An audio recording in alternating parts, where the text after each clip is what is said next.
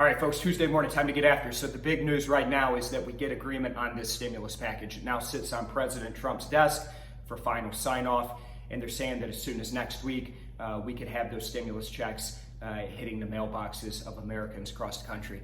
Great news, and heading into the open today, off of that news, it's pretty quiet. Markets are flat. Equities, Dow Jones, S&P, Nasdaq, flatlining. Look over at FX. We saw a bit of strength in that dollar. That has since reversed. Looking at the pound right now, that's relatively flat. Euro now trading up this morning and catching a little bit of momentum as we head into the equity market open.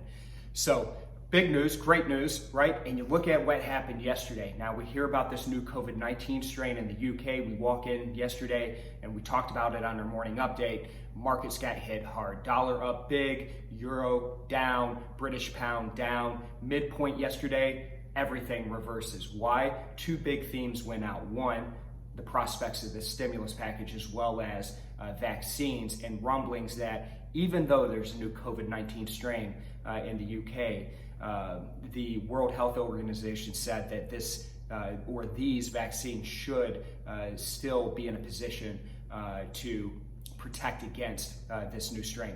Markets rally off of that news. So again, goes to show that right now the markets are searching for something to latch onto.